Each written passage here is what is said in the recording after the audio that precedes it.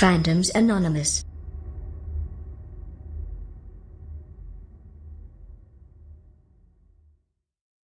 What's going on, everybody? Welcome to another episode of Fandom Talk. I am here today, one man short, but shout out to Kevin Garlington.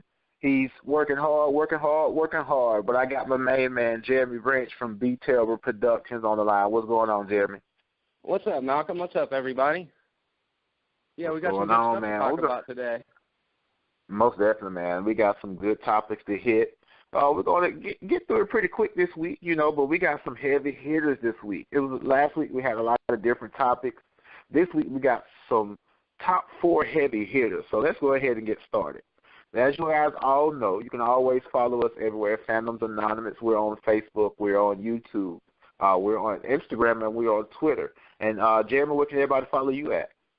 You can check me out at bterrible.com. You can check out B Terrible Movies. And also, do me a favor, if you're listening to this podcast, head over to B Terrible Movies on Facebook and just go ahead and click that like button for me. Just hit about 550, which is a good little milestone for me, but I'm looking to add about 550 more, so let's get that number up. Most definitely, guys. Let's jump right into it. As you guys know, they have decided to do Inhumans as a television show. It will be premiering in IMAX. The first 2 episodes will be premiering because they're shooting this 8-part series and with IMAX cameras. So the first 2 episodes will drop in September in theaters. I got a feeling it's going to be kind of expensive. I hope it's not expensive as they tried to do The Killing Joke. I refuse to go pay $25.99 that night to go see The Killing Joke. Right. But if it is that much, I will go pay for it because it's Inhumans. I'm just being upfront. It's Inhumans. I'm more drawn to that than I was drawn to The Killing Joke, especially because I found it online within 2 hours after it was released. But Anywho, the Inhumans set photos have been released. They have cast the entire royal family, and we get our first 2 set photos. Now, one of the biggest things everybody was concerned about, other than the royal family, was were they going to do Lockjaw? And as you know, Lockjaw is a huge, mega, massive dog who has teleportation powers and telekinesis. So one of the set photos, I know me and Jeremy have seen it, was a big, large cast of a bulldog that was going to be used in representation of Lockjaw. Of course, there is not a big, large pit bull that exists as big as Lockjaw is, or to get the picture across. So they're using this cast that I can see to more likely mold some CGI over it. But I feel like they're going to make it realistic, because if you're using IMAX cameras, I'm pretty sure you wouldn't use 32-bit giant dog. But Jeremy, what do you think about this, about Lockjaw and the rest of the Inhumans cast? So, to be honest, I don't know Lockjaw as a character, but I've heard so many fans of this property kind of speculating and hoping that they included him in it. It says right here he's a 2,000-pound, 4-foot bulldog-looking creature, and he serves as the royal family's teleporter. And as you said, he's just a stand-in. What I see right here in front of me, it looks like he's standing in front of some sort of mesh screen. You nailed it. They're probably going to do, obviously they're going to do CGI over the top of it, but you can see those cast members standing up next to it, and it's all the way up to their shoulders. So I'm pretty excited to see how they can realize this character. Does he talk? No, doesn't talk. Okay. He's basically a dog. And if you get a chance, you can check out, Jeremy, check out some of those, and everybody else, check out some, what I'm looking for, the Ultimate Spider-Man series, where the Inhumans were on there, and even the Guardians of the Galaxy cartoon that just recently came out. You can see Lockjaw on there. He's basically an everyday dog, kind of like Clifford in a sense. He just happens to be massive and happens to have teleportation powers. So do you have to touch Lockjaw to teleport, or is it just like anybody in the vicinity kind of thing? No, Lockjaw, they can talk to Lockjaw. and they can let Lockjaw know, hey, like an elevator, hey, we need to go here. Bam. Oh, right. So we assume So it's that more of the a way that in the area. Go ahead. We assume that the way that the Inhumans are traveling between Earth and the Moon is through the teleportation of Lockjaw. Exactly. Cool. And then, like you said, they had casted the rest of the Inhumans. The only one I see here in front of me is the leader, Black Bolt, and his costume. We had talked last week about the casting for Anton. What was his name? Let me see if I can pull it up real quick. But the gentleman from Hell on Wheels, I believe, and he's right. He's in a costume here on this picture. I'll look up his name in just a second, but he's in a costume here on this picture, and it's a black leather kind of suit, kind of traditional of what we would see in like the original X-Men or something like that. But it's tailored real cool, and I like the look. Yeah, of it. it's tailored. It's funny that you mentioned the word Taylor. You know, this is the royal family, the Inhuman royal family. So if you look, he has the whole flares design in the back. Like you said, it's tailored real well. He's royalty. So one thing I was concerned about was the traditional Black Bolt mask. Now, as we know, they always try to keep these things more ground level. You know, even if we heard the most recent news that we won't see Iron Fist in costume in Iron Fist season 1, but they try to keep things more realistic and ground level. So we might eventually see the mask, because the mask, as we talked about last week about Black Bolt's power and the sound waves that he can emit, even if he just whispers, you know, and the mask has a tuning fork at the top of it, because what he can do is he can hone those vibrations, and he can make himself fly. So I wonder if we're going to see the mask, or is this going to stay more grounded? You know, sometimes when they cast a big character, you know, they want you to see his face, you know, rather than just throwing a mask on him. So I wonder how that's going to map out. That's a real good point. And, you know, his name is Anson Mount. I was mistaken about that. But it's kind of cool they kept elements of his original suit in there. You can still see the almost lightning bolts, you know, woven into the suit. So they're using elements that make it to where he's absolutely recognizable. But you kind of nailed it, man. I mean, the reason why we see so many superheroes out of masks is because they're paying the big bucks to get these guys into the movies. So they want to be like, hey, we have Topher Grace playing Venom. And that's why we have to see Topher Grace in his face in the third act, is because to the studio, they believe that a lot of the draw is going to be the celebrities that they put in this. But then also, how well would a mask with a tuning fork in the middle of the head, how good would that actually look live action? So they kind of got away the pros and the cons. And, you know, similar to Daredevil, a little further down the line, we could see him put on like a face mask or even some sort of helmet that has that signature tuning fork on it. But I'm cool without it being in there. Yeah. For me, I'm cool for right now, but it's something that I definitely do want to see, because it's a signature Black Bolt design. Sure. So other than that, guys, we're going to move on to our next topic.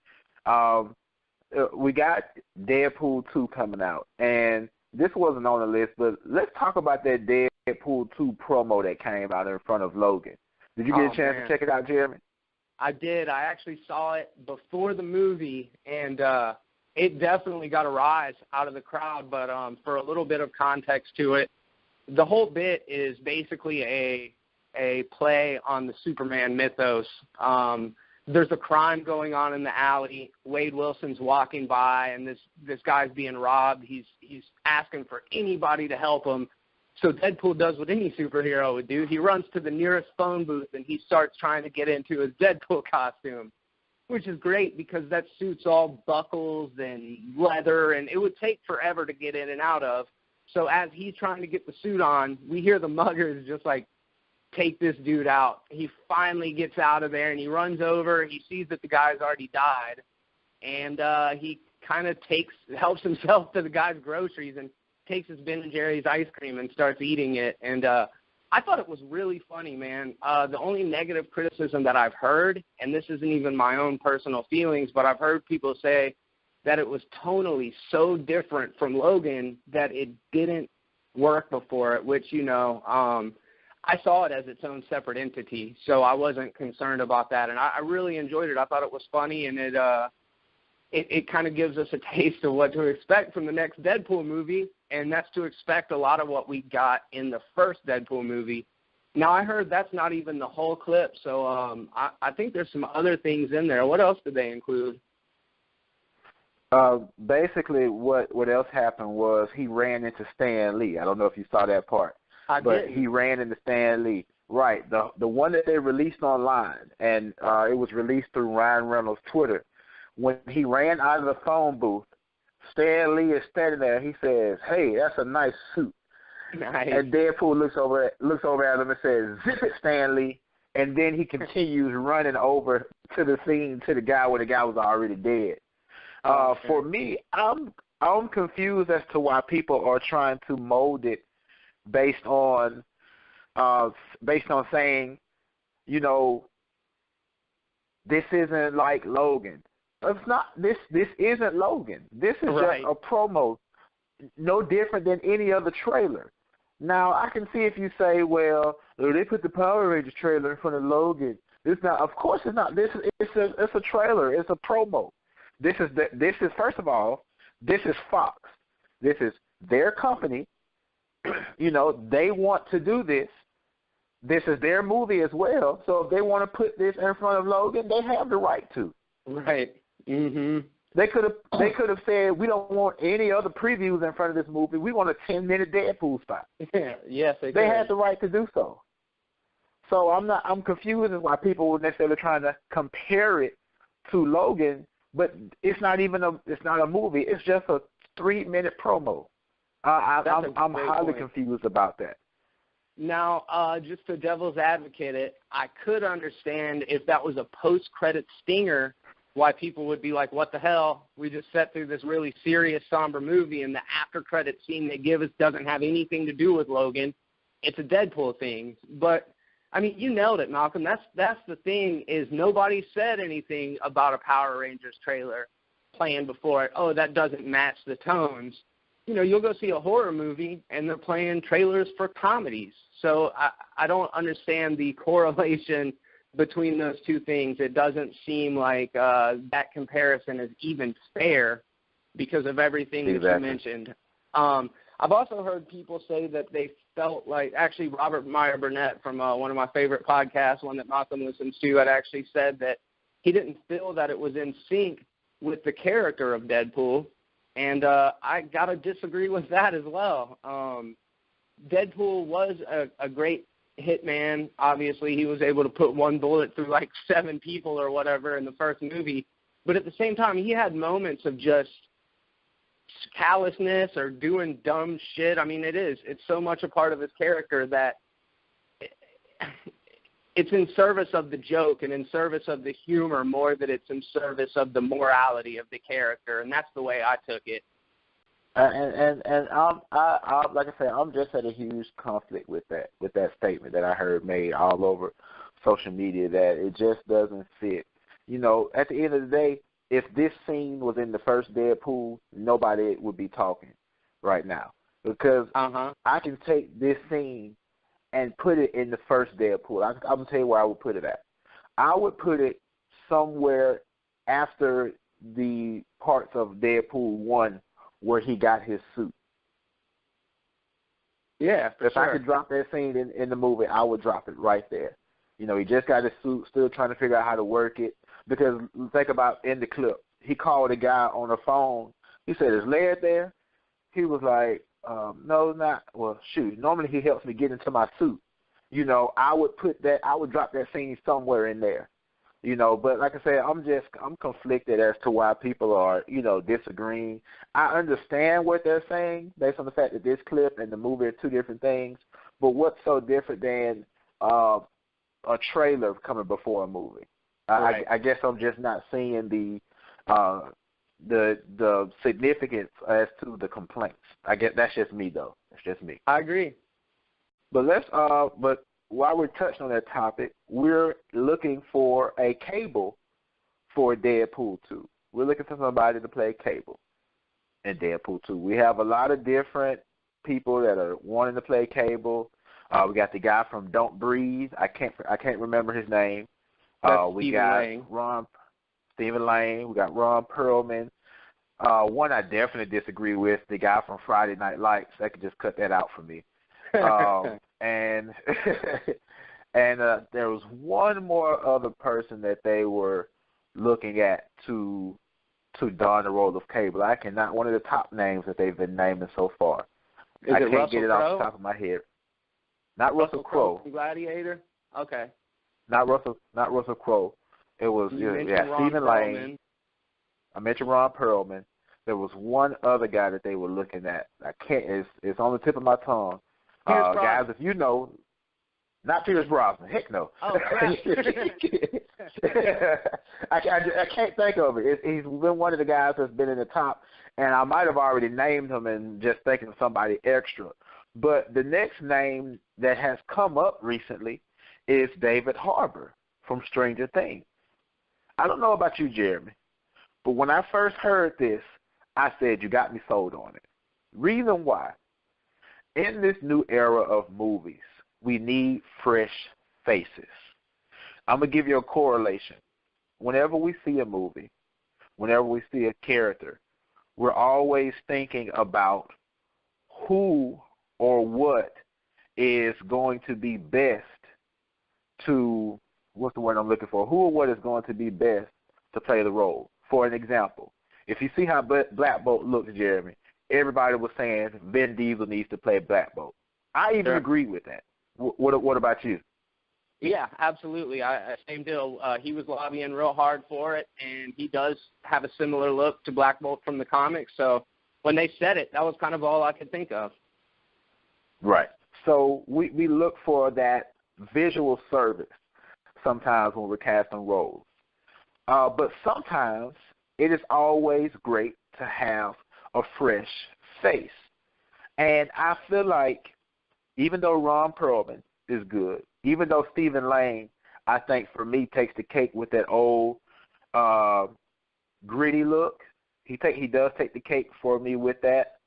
But I feel like David Harbour can bring that fresh face to Cable and Deadpool 2. I have a good gut feeling about David Harbour.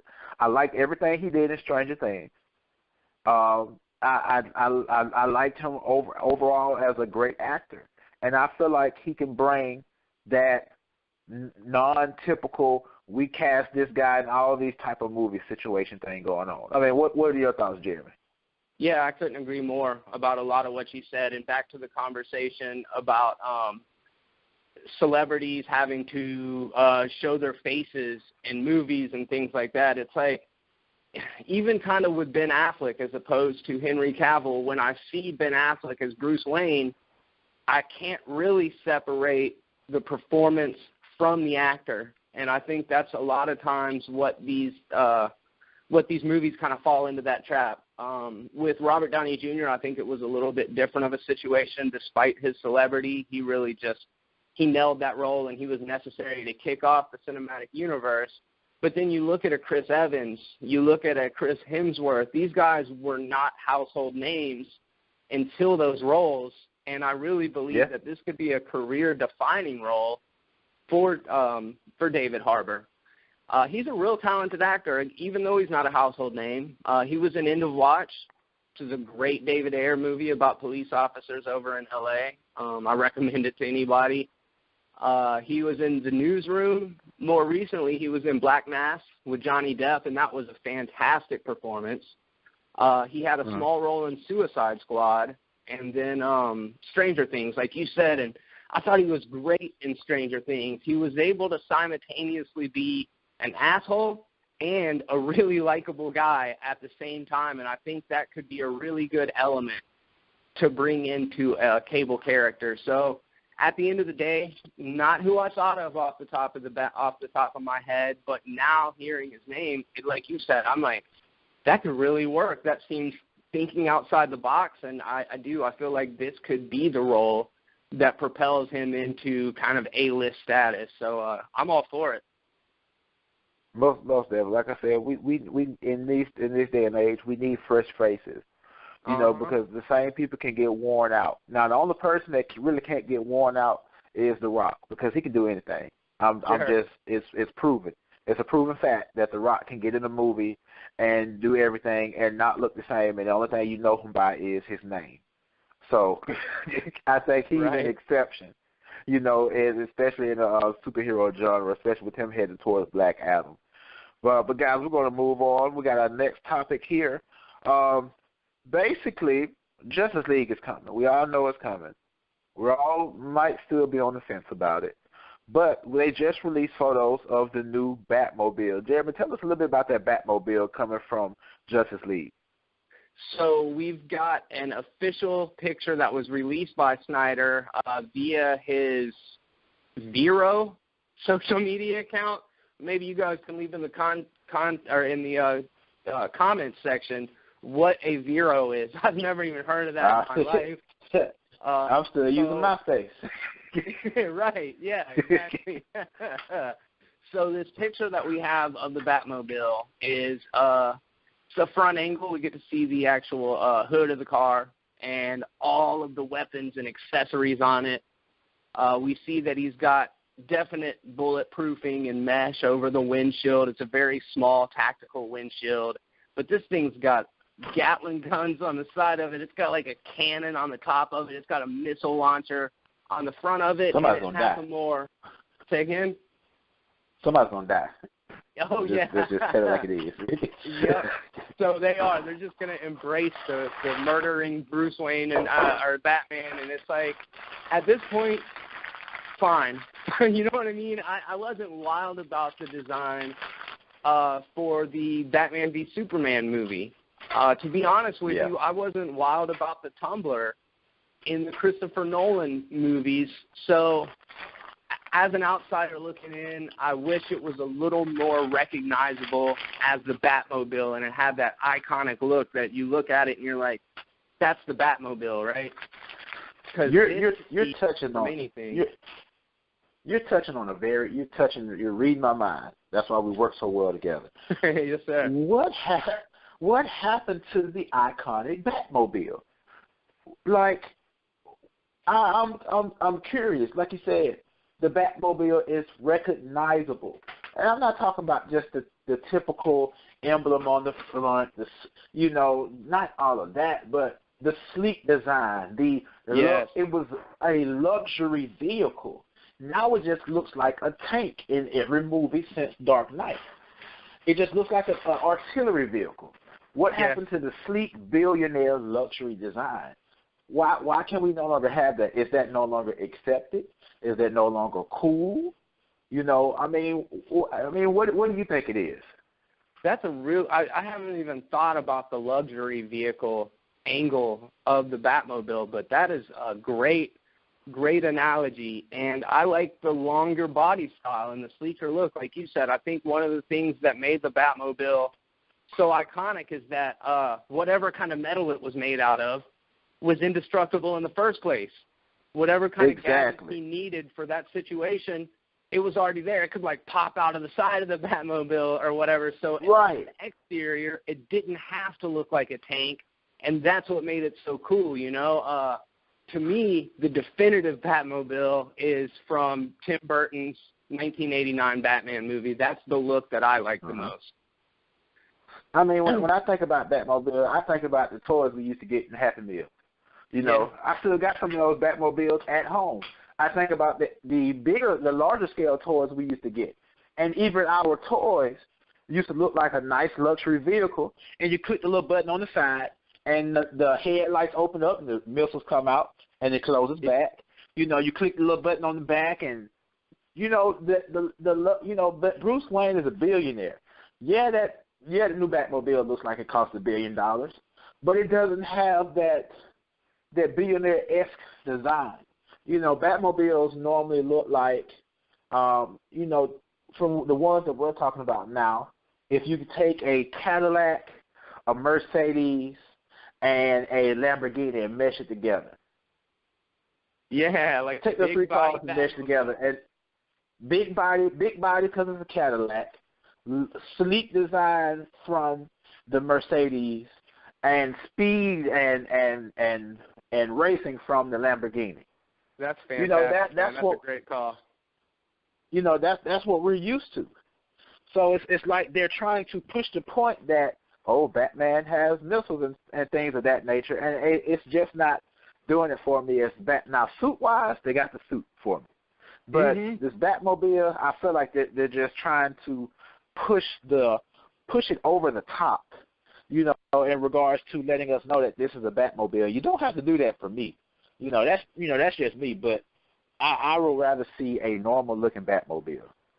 I think, true to Zack Snyder, it looks badass, man. It looks awesome. You know what I mean? And that's kind of Zack Snyder's shtick. That's kind of what he does. He makes everything just macho to the 10th degree, and it does. Right. It looks like just the most macho, masculine version. I mean, it's got a big, giant phallic cannon on the top of it, so it just screams machismo and macho. And the one positive thing I will say about it, I prefer it to the Tumbler. I think it would work really well in the Nolan universe because it is so armored and tank-looking. So I do feel like it's an improvement over the Tumbler, but that's just my personal preference.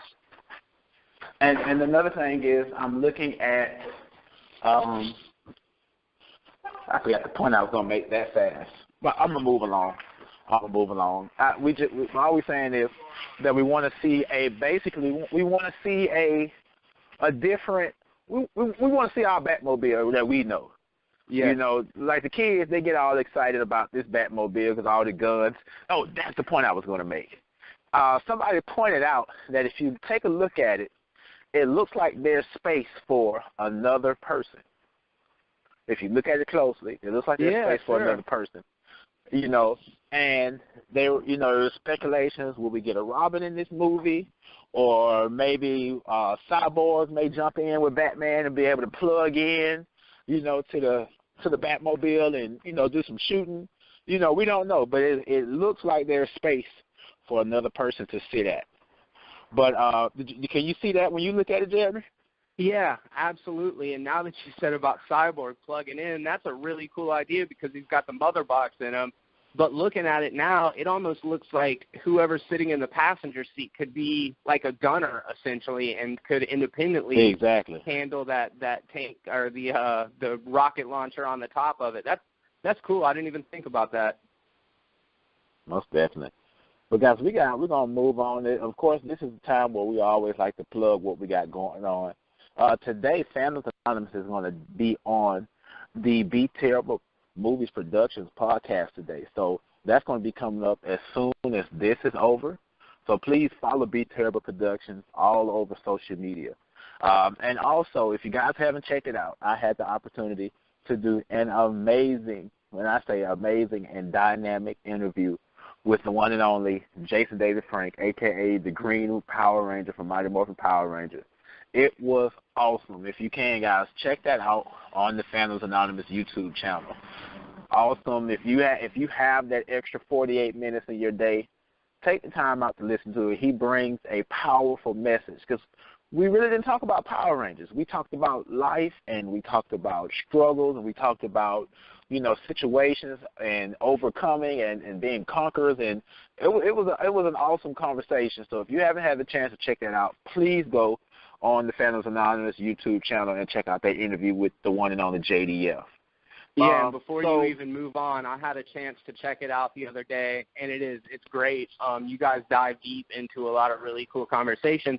And even if you guys don't have 48 minutes all at one time, just break it up. Listen to a little piece of it on your way to work, listen to a little piece of it on your way home, and before long you will have finished the whole thing, and it is definitely a great interview. And not only is it a great interview, but, man, it was a great opportunity for you to talk to somebody who's been a role model to you for so long. And a lot of times we don't get the opportunity to meet our heroes. So congratulations on that, and I can't recommend it highly enough. Most definitely. I appreciate it. Well, Yeah. we're going to move on to one of our other topics, and it's becoming, before we get into the details of this topic, we're just going to overall name this, is Netflix going to take over the movie universe? Of course, they can't take over the theaters, but over the last 2 years, Netflix has put out some dynamic movies from people who want to get their movies on the big screen, but are not getting picked up by, everyday Lionsgate and whatever these companies that you have out here that they kind of throw shade against certain movies and certain projects. But Netflix is the type that will say, hey, you want your movie over here? Let's take a look at it. You know what? We like it. Let's buy it. Let's put it on Netflix. I give you an example. Right now, I feel like every movie, and I don't know if you feel like this, Jeremy, I feel like every movie that Adam Sandler was going to do from now on is going straight to Netflix. Yes, sir. I watched The Do-Over, and The Do-Over was hilarious from beginning to end. And, he's got this new movie coming out with all these celebrities where he's supposedly this old music producer. I think that's going to be another. Have you seen the trailer for that one? I have not. I'll check it out once we get off. It's going to be another hilarious movie. But specifically what we're talking about today is this new Will Smith sci-fi movie called Bright. Jeremy, give us a little bit of info on Bright. I think it's something that Jeremy is excited about. Yeah, and for a lot of reasons. Talking about throwing shade, David Ayer is a director who has gotten a lot of crap lately. Maybe Suicide wasn't for everybody. Maybe you personally liked it, and I think that's great. I wish that everybody could be a fan of every movie, but David Ayer kind of got a bad rap because Suicide Squad didn't turn out, really critically praised. But I want to remind everybody that David Ayer has been involved with so many just really, really strong movies, and people forget about the good that people do when the bad gets brought to the spotlight.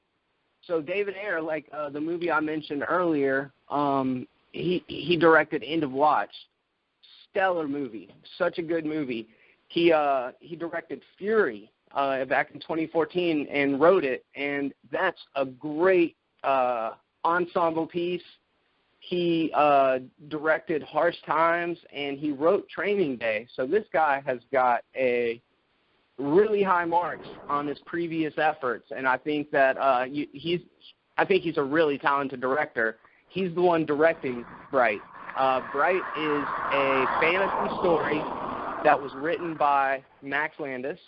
Max Landis wrote Chronicle. He actually did a treatment for Power Rangers back in the day that they didn't pick up, but he's a really prolific screenwriter. His father is Landis, John Landis, I believe. Yeah, John Landis, who directed American Werewolf in London. So there's a pedigree there. I think Max Landis almost writes scripts to get him bought by Hollywood. He did Chronicle, which was a really good movie, American Ultra, which was a lot of fun. So we've got David Ayer directing, we've got Max Landis wrote it, and it is a fantasy set in the modern day.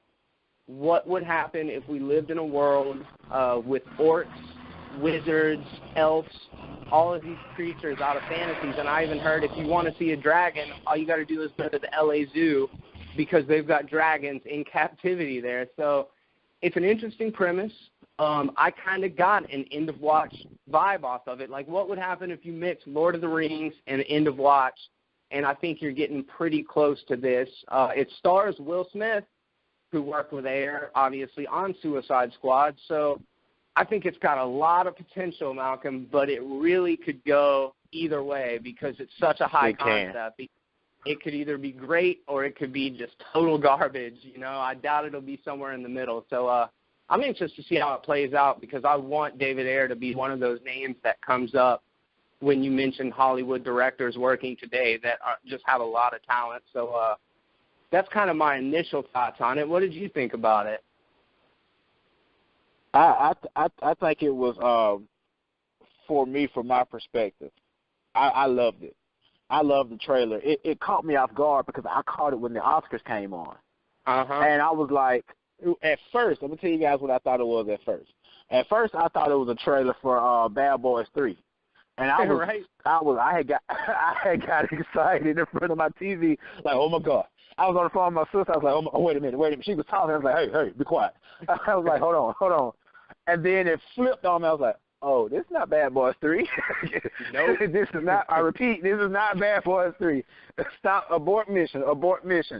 But as it got through it, I was like, wait a minute. What do we have here? Right. What is this? Wait, Will Smith said, I like this. And as it kept going, I was like, December, I was like, okay, no, you just ticked me off. I still want to see it, though. So for me, I want to see Will Smith in this genre. You know, he's already doing Suicide Squad, and we got him in the whole superhero genre. And, you know, now he's taking this on, and I'm excited for it. It's different. Number one is Will Smith. And I feel like Will Smith should have had an Oscar a long time ago. And, you know, just want to, and I like his movie. I watched Hancock the other day. Awesome movie. Sure. If you guys haven't seen Collateral Beauty, that movie was beautiful. If you have that movie was beautiful. And I like his work, especially within the last eight or 9 years. So to see him now coming to what it shows to me is going to be a big property that's going to debut on Netflix, I'm even more excited. I'm even more excited. And, you know, a lot of people were, I heard some people talking the other day, they were conversing, like, is Netflix and the streaming services going to, and their movies going to give competition to the theatrical releases when it comes time for award season? What's your take on that, Jeremy? Yeah, kind of backtracking a little bit to what you had mentioned about Netflix being able to squeeze out the bigger studios. It feels like that's happening already. It feels like the amount of quality original programming that we've got on Netflix at least rivals what we've gotten on HBO, and that is very, very high praise. I mean, these shows do fantastic in the critical community. So I feel like they're giving Hollywood, studios a run for their money already. So I could see potentially Netflix. I don't want to say that they can take away from the big genre movies like the superhero movies and things that are shot in IMAX 3D, because you can't replace that experience, you know. They tried to launch 3D TVs on a home market, and it just never picked up that much. So I feel like to experience these big-scale movies, people will always go to the movie theaters. But as far as like middle-budget stuff, why have to leave the house when you can just stream it right there in the comfort of your own home? You can take a break whenever you need to. You can hit the pause button if you got to go to the restroom instead of missing a scene. So there's all sorts of really good reasons to use Netflix, because a monthly subscription costs a quarter of as much as it does for you to take your wife or your girlfriend to the movies.